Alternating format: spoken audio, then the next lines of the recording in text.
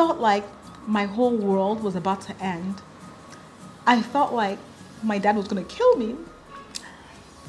I felt like why? Like, why would you put me through that? I've never done anything wrong. Like, I didn't, please don't do this to me. Like, this is like my future. Like, don't like destroy. I was begging.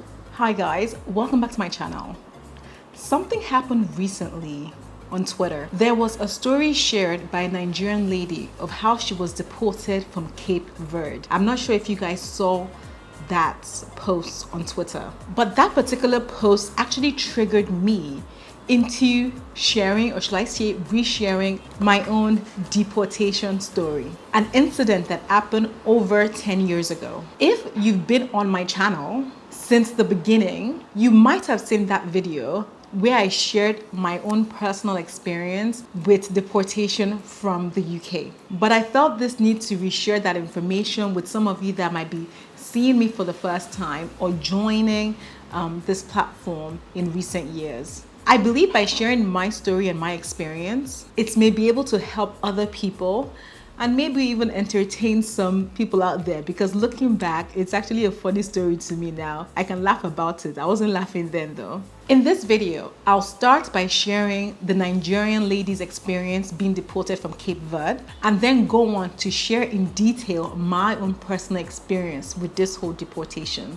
If you have any personal experiences, whether it's your story or someone close to you's story about being deported or being nearly deported, please, I would love for you to leave a comment down below, because you never know who may be reading your story and how you may be helping others too. You just never know how your experience can help other people.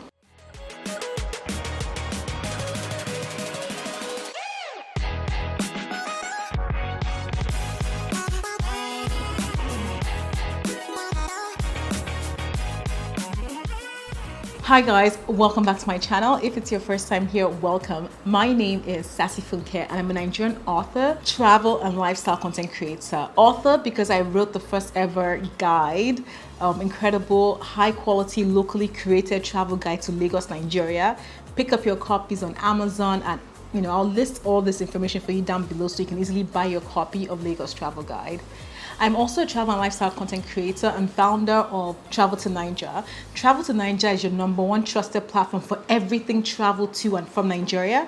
I would advise you to follow Travel to Niger on Instagram, because the content on there is going to be so relevant to you if you're Nigerian or if you're traveling to Nigeria. So make sure you follow Travel to Niger on Instagram. And of course, don't forget to follow this incredible community here on YouTube. Like, hit that big red button, subscribe down below, and give this video a huge thumbs up.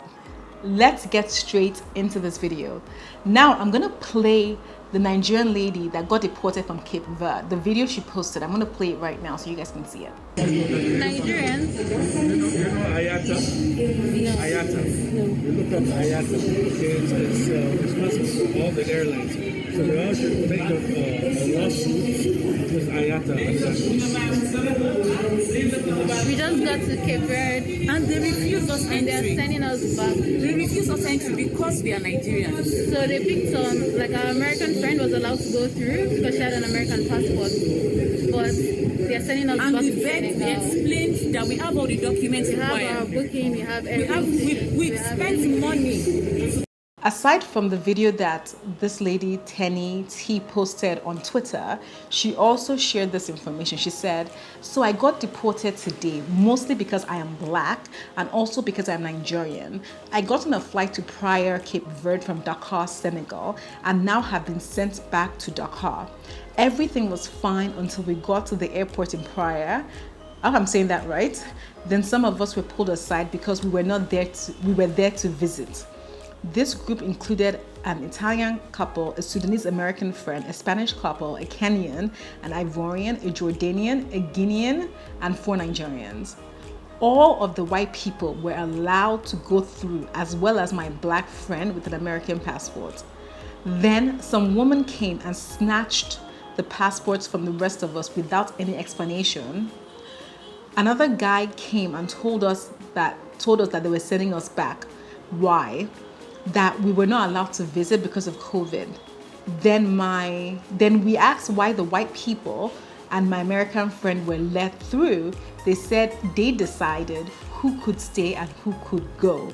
So everyone with the Western passport went through in West Africa, in Cape Verde. Bear in mind that if you're traveling to Cape Verde as a Nigerian citizen, Cape Verde is part of ECOWAS, so you don't actually need a visa.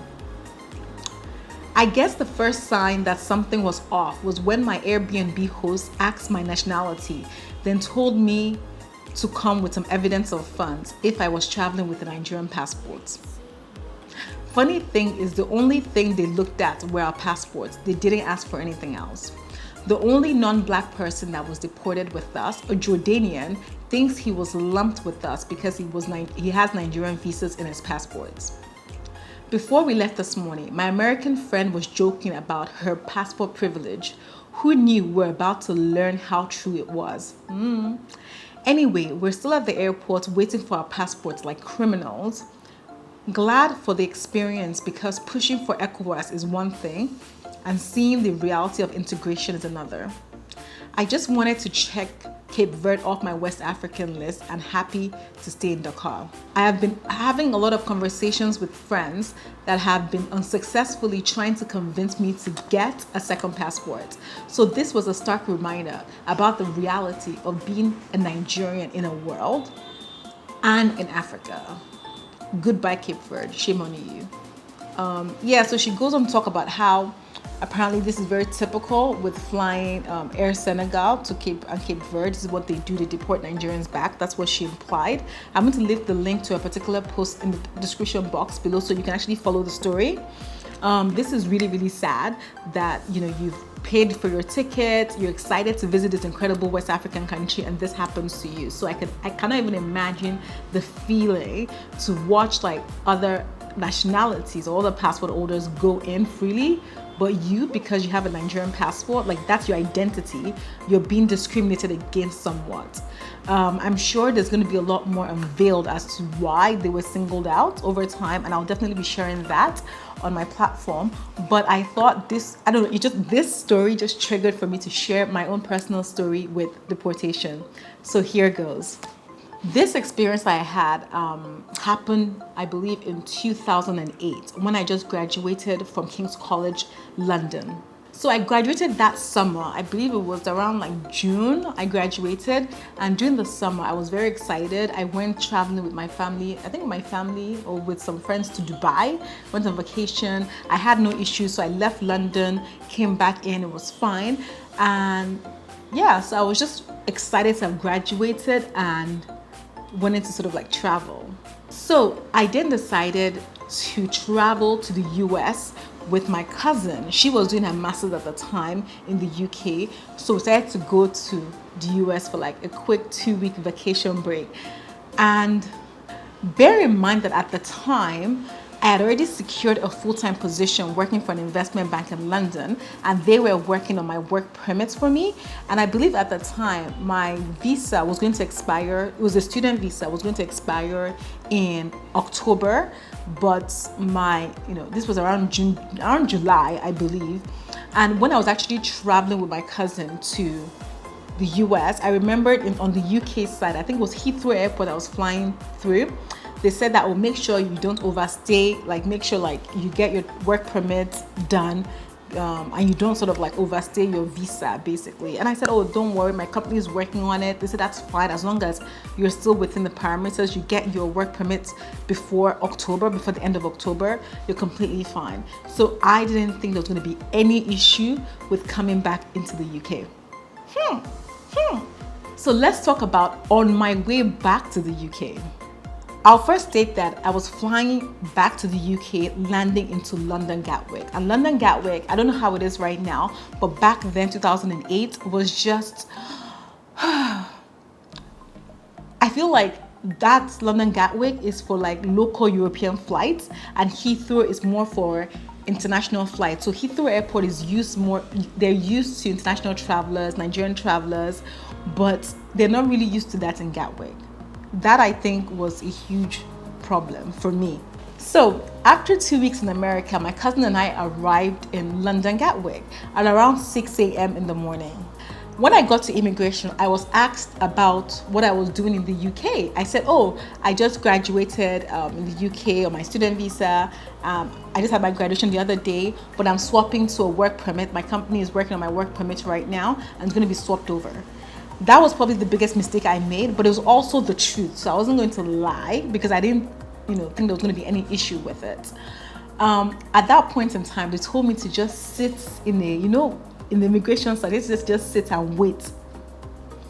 And I thought, it's no big deal now, Before I knew it, they told me to carry myself, gave me some form about how I've been detained for some reason, and they took me to what felt like some sort of like prison or like just like a confined, center inside the airport, where I was kept in a sort of like a secure room with a bunch of other people that had also been detained. The room, I remember, was filled with maybe around 5-6 people or 7 people. South American, there were some South African people, and there was even a Nigerian lady that was there, which was interesting. And before you knew it, we're kept in this room. A lot of us started sharing our stories as to why we're being held held in this place. And based on everyone's story, I kind of felt, okay, my own story is not that deep, but even their story was very plausible, that I'm sure they would be allowed to sort of like enter the UK, no issues. So at this point, I was actually very calm. I didn't think anything of it. I just thought they're going to do some checks, I'm going to be okay. So I remember as we're all sharing stories, the Nigerian lady was talking about how she was heavily pregnant, and she said that she had told them that she was here for shopping and that they basically didn't believe her because she was going to be staying at a hotel, and they just didn't trust that they probably thought she was there to give birth to her child because she was heavily pregnant and she couldn't give a name of who she was staying with. And so they thought I was very suspicious. She was very interesting because I remember her complaining that, no, this cold sandwich is not for her. She wants a hot food. And she made drama, and they even had to give her like some of this hot plain food just for her specifically. So I was actually just thinking all this was a show, to be honest, at this point in time. At about 11 a.m., so it was about 5 hours since I was basically told by immigration to wait. At about 11 a.m., they said to me that they took me from that room to an interrogation room to interview me. And I met this lady whereby she interviewed me about my whole life experience in the UK. At that particular point, I had been in the UK for 7 years. I got to the UK in 2001 when I was doing my GCSEs, then I did my A-levels, then I did my university degree. So they basically, it was pages and pages of she was writing, and I was giving her the story of how I got here, where I went to school, and how I even told them I've never used public funds. I've always stayed within the parameters of my student visas. And lady just said, okay, she's heard everything, that she has to take this document now to the chief immigration officer, who's the person that's going to make the final decision of whether to let me in the country or not. And she said to me, based on what you said, she's sure everything will be okay. So at this point, I was still okay, this is just one of those, it's just processes, you know what I mean, that everything will be sorted out. So the truth is, I went back into that detention room very confident, this is all going to blow over now. I'm not meant to be here. Look at me now. I'm not meant to be here, I was just super confident that things would naturally resolve itself because I'm not a criminal. The wait. As I was waiting in this detention room, the many other people that were there in my room with me, they've already had their interviews before, and they were getting their results. Somebody was coming in and calling their names and giving them a paper document with their results. And that result was basically for I think it was 5 people that I witnessed, deport. These were people that when they told me their stories, I believed that there's no way they're going to deport these people. It's not really fair. All of them were deported. And at this point in time, this is when I started panicking. What? These people's stories seems okay now. If all people are getting deported, there's a chance that they might deport me too. So at this point, I'm freaking out. I'm like, God, who sent you to go to America for holiday? Bear in mind, my father told me not to go for this vacation. So my result came. Around 2 to 3 p.m., I was called out of that detention room and taken to that interview or interrogation room again. And I met the lady that interviewed me, and she just gave me the document, this paper document. And as I looked at this paper document, all I saw in bold was VS Virgin Atlantic flight, London Gatwick to London, was it London Gatwick or London Heathrow back to Lagos. And at this point, I was like, God, I have been deported. Like, God, like, do I deserve this?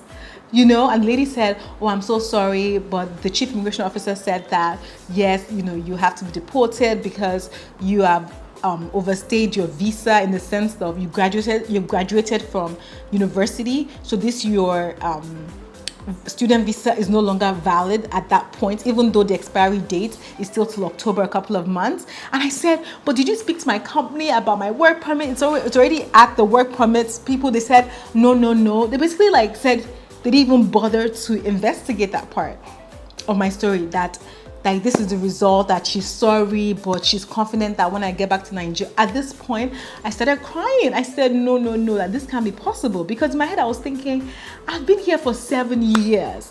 Like, a deportation on my record is going to destroy so many things. It's going to destroy my career in the UK. It's going to maybe not, they might not even give me a visa to enter the UK anymore if I get deported.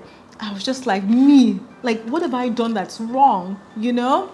And I started begging her. She said, I'm sorry, that there's nothing she can do, that it wasn't her decision, that it was the chief immigration officer's decision. And I said, please, can I speak with her? She was like, oh, that lady is really busy. She's really busy. I said, no, but I have to speak to her. She said, well, that, okay, she'll speak to the lady, but she's, you know, it might be a couple of hours. I said, I don't mind. I'll wait. God.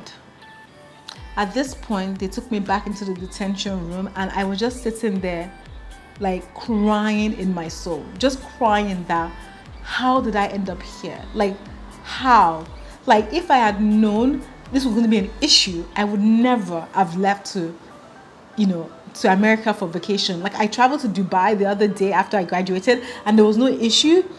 And when I was even traveling to the US, I told them, they said, oh, as long as you come back and everything is sorted, you're going to be fine.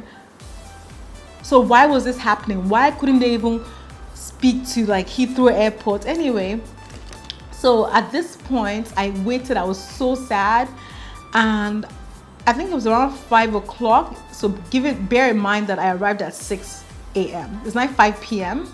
And bear in mind, my cousin was actually okay because she had a 2-year master's degree. So she was actually not detained. I was the only one detained. Then around 5, they now called me out of that detention room and brought me into another interview room. And the lady that interviewed me, that gave me the result, was there. The chief immigration officer came. She introduced herself, and she was basically like, you're such a lovely girl. I'm sure like your company that's sponsoring your visa for your work will be able to issue you a visa from Nigeria, that she's sure everything will be fine. And I said to her, why would you I'm like your daughter. Why would you send me back if I'm such a, I've done nothing wrong, and it's just like why would you do that to me? And she was like, oh, because your visa. I was like, did you speak to Heathrow? Like, I went to Dubai, they said it was fun.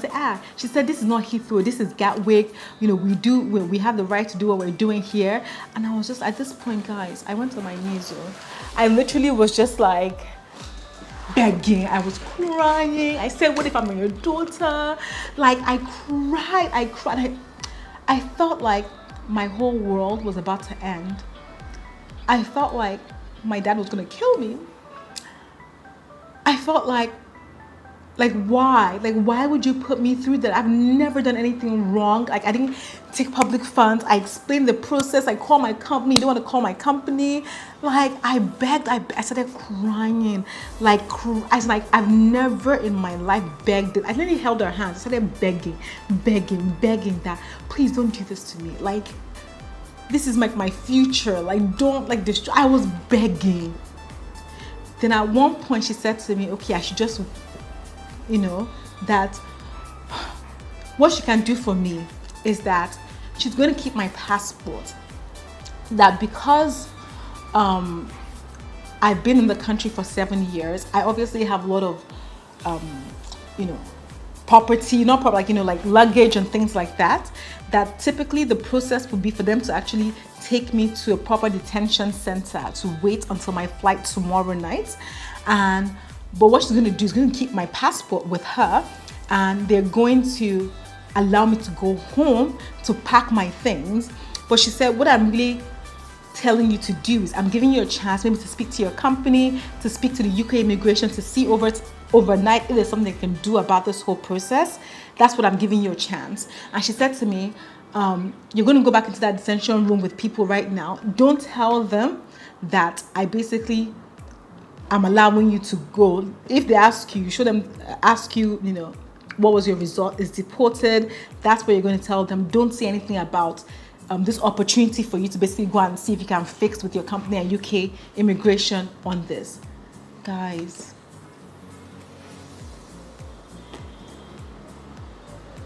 I felt like that was God at that point. That was just basically handing me an out. Bear in mind, at this point, they had taken all my luggage, all my phone. I couldn't contact anybody. Yeah, so I went back into that room and I just kept quiet. People were asking me what. I said I've been deported. Then after not long, maybe by 6:30, they took me out, gave me my luggage back. My brother had already been waiting for me with my cousin. And as I got in the car, like I was literally like, God, thank you. Like, I understood the impact of what this decision could do to my life, my career, everything. So I then, at this point, I'd gotten, it was actually JP Morgan was the company I was going to be working for. So I called their security line and I told them what happened. And I won't lie to you, like that company is still one of my most incredible companies in the world, because the team just calmed me down and told me not to worry. And they said this to me. They said, we're going to work on getting your passport back and basically dealing with this issue so that you don't have to go back to Nigeria. But if there's nothing we can do about it and you have to go back to Nigeria, we promise you we will get you back.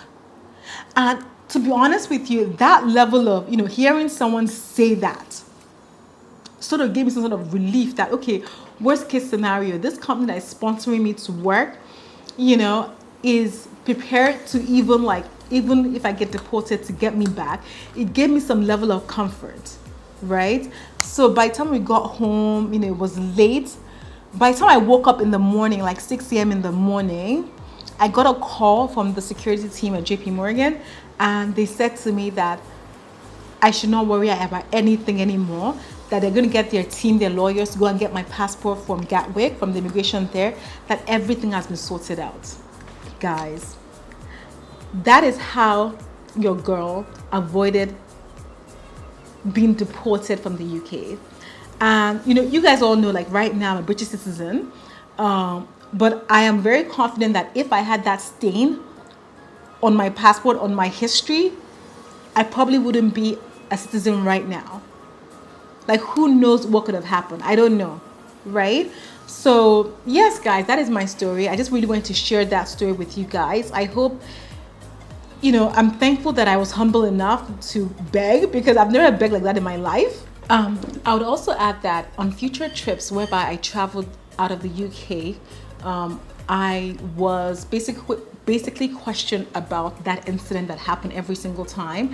And when I met with one particular immigration officer one particular time on my return to the UK, he asked me specifically what happened. So I explained to him, and the first thing he said was, I'm really, really sorry you had to go through that, because that wasn't the right thing.